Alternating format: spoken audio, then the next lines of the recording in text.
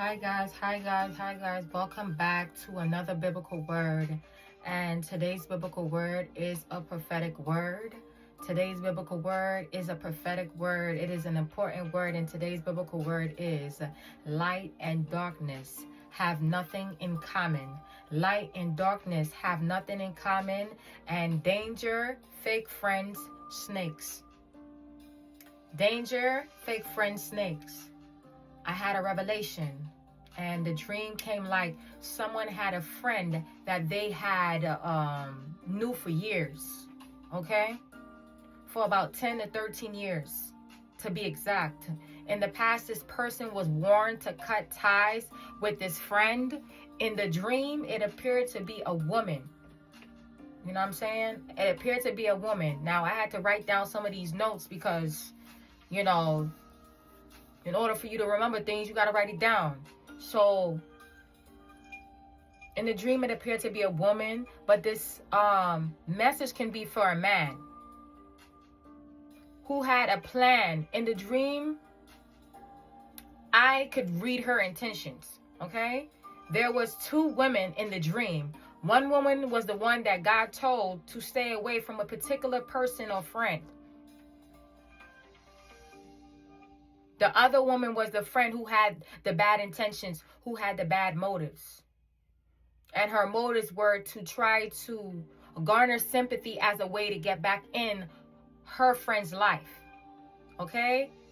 I was led by the Holy Spirit to share. This person somehow appeared to reconnect.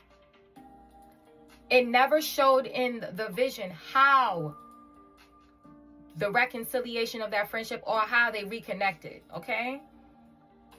In the woman's mind, I was able to know she was thinking, she was saying, it felt like old times. So in the mind of the woman that was warned to stay away from that particular person or persons, when she interacted with this friend, it felt like familiarity. It felt like old times. It was familiar to her. Okay?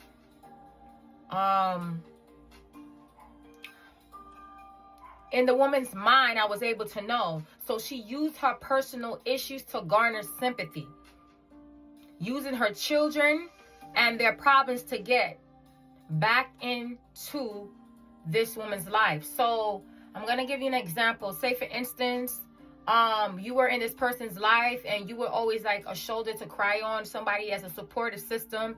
So she may have had some issues where her child, her personal life, and she would always come to you, or, if, you know, where it applies for a man, he or she can always come to you to lean on you.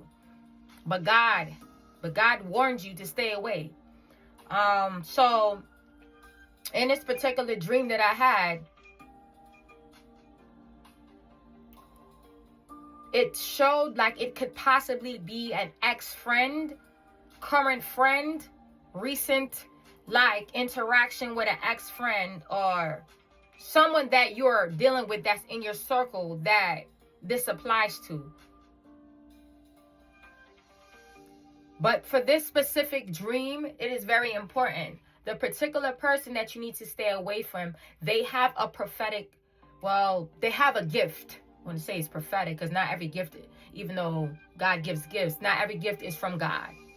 Meaning like we don't use it for God. So the gift is from God, but it's not necessarily used for God. Correction. So this person is a dreamer. And you have to be very careful how you interact with this individual, because if you interact with them, they're able to, like, you know, there's some people that if they're in your aura, if they're in your circle, they can pick up on certain things going on in your life, okay? Disclaimer, pay attention to that part. They are a dreamer. You would know how this word applies to you. Please take it back to God to test the spirit of what this message is about. During the time of the friendship ending, the Lord gave you a vision of this person as some type of a demon or witch. Either way, it was some sort of divination involved. Okay? We know that it doesn't always have to be occult practice for it to be witchcraft. It could be a person not wanting to see you do good, and they always are trying to be envious, wicked heart postures, bad heart, jealousy. Okay, these are the things that are likened to witchcraft. For some of you, this particular part of the word is specific. For some of you, you have been under attack by a friend who is a witch or warlock. Jealousy is involved. Jealousy is involved. So pay close attention to who you are involving yourself around. Because this time is a very tedious, a very important, not tedious, a very important time. Now, if you let this person back in, you're going to have some real tedious obstacles to overcome. Yeah. So it's better for you to be obedient to what God has told you. God has said to stay away from this friend or ex-friend, warning you that this person is a witch. Okay? Warning you that this person is a witch. There is, divination type situations going on. So I'm going to make myself clear. In this dream, it applies to a man. If it applies to a man, your friend can be a woman or a man. Because we know that dreams do not always come straight. In a dream, you may show a woman, but it may apply a different way. So you as a man may have a woman as a friend, and you're the support system, and this person doesn't mean you any good. Like I said, you had a revelation God gave to you. God showed you. So you coming back into communication with this person as the dream made it clear, that's disobedience to God. So you're supposed to stay away from this particular person, people. Okay? Take heed of what God has said to you. Don't be hard-headed and stubborn. It's only going to backfire. We all know that jealousy could go real left. It can go real left, real quick, real soon. So in a dream, if it's, if this applies to a woman, it's a friend or ex-friend. Okay? For some of you, in my spirit was dropped ex-lover, ex-friend, fake friendships. That is where the Spirit of God led me. Ex-lover, ex-friend, fake friends. These are the three different dynamics of what this word could hit on. Let me warn you, anyone who is an enemy, who God has asked you to stay away from,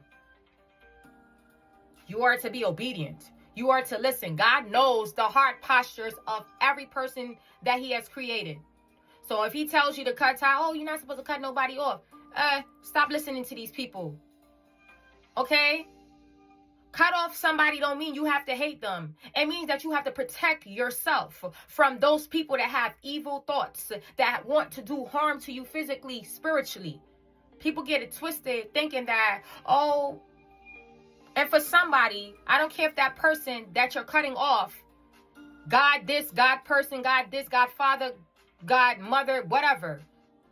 God doesn't care anything about the titles. The point of the matter is for you to have obedience to God. He tells you to cut ties, cut ties. No matter the who, what, where, when, and why, and how. All of that stuff, you do what he asks you to do if it don't make sense, and you go back to him and ask him the who, what, where, when, and why after you're obedient. Okay? Because people will come to you gaslighting you. Oh, God don't expect you to cut off this and that and the third. Okay. Cutting off don't mean you hate the person. Cutting ties don't mean you just hate them and you hate them, you dislike them. It means that God is the first important thing in your life. And he knows down the road what this person can do. If that's a hindrance to what God is saying to you, then that person is still no good. Anything that obstructs the will of God it's an enemy.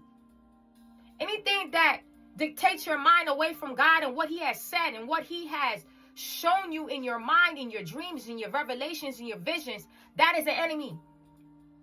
I don't care who tells you, oh, well, don't this, that. We've been knowing this other for. You're going to listen. Everybody want to gaslight and cry wolf.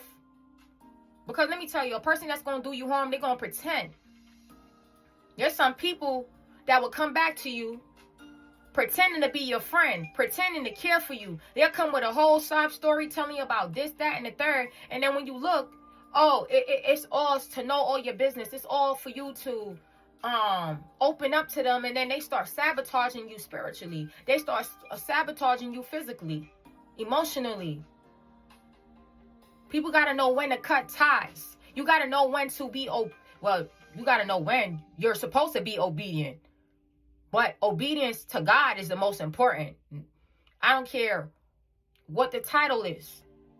Because I've had a few videos about friends. And God keeps making this a topic. God keeps making this a topic. So somebody out here is either not listening or somebody else needs to get the message, because it's a repeat thing that goes on in life. Of course. So your best interest is to honor God, to listen to what he has to say. He tells you to stop, cut off. I don't care the title. I don't care. This can apply in any different circumstances. Friendships, relationships of any kind. Whoever God has told you to cut ties with, trust and believe.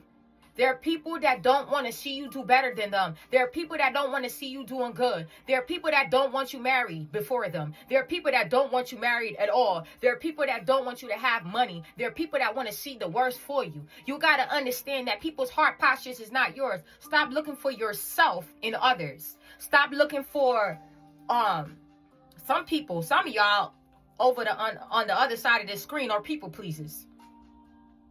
And if you're a people pleaser, you need to cut that out, because that's the way the enemy's coming in. The only person that you need to please is God.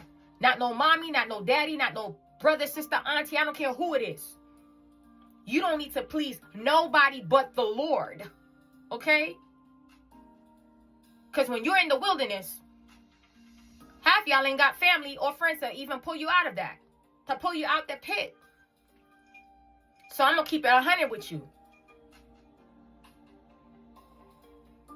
I don't care what method of sympathy these people use. You better choose God over friends. I don't care how many years. Okay? And that's on God. I don't care how many years you know these people. Just because you push somebody out, just because you're a mother, just because you're a father, all these titles, it don't mean nothing. It don't mean nothing if the love of Christ is not within us. It don't mean nothing if your heart posture wild wicked. It don't mean nothing.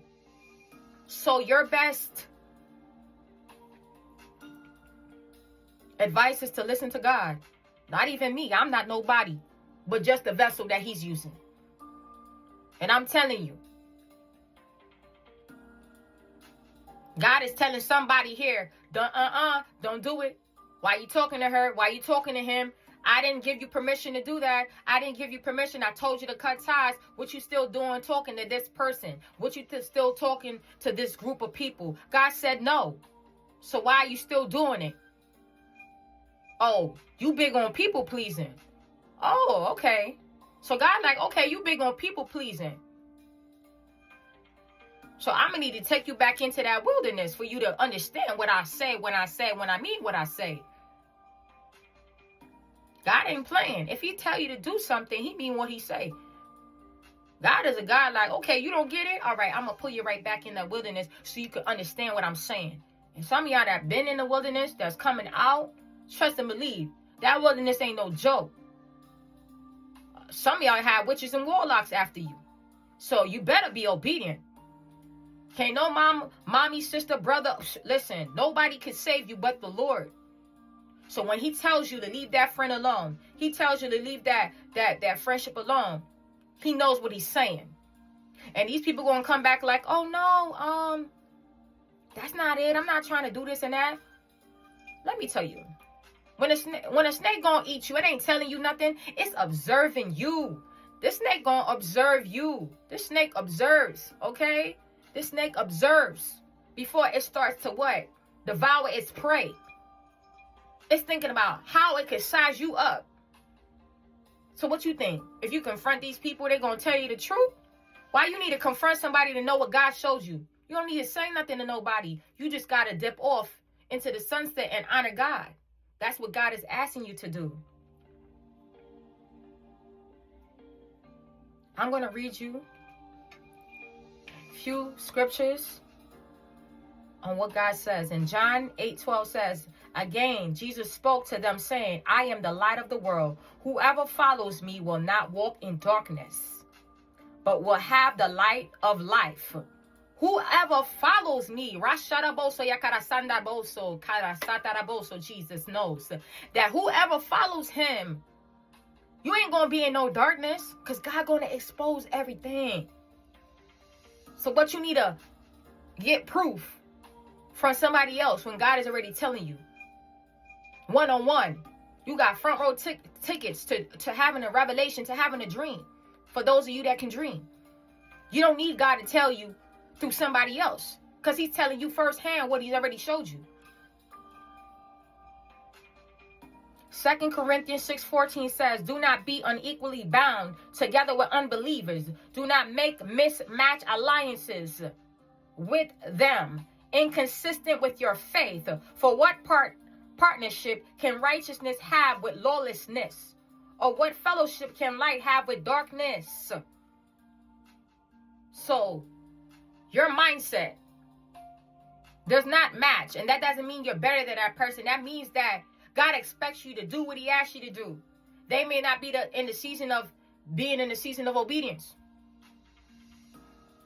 Show me your company. It's going to tell me who you are.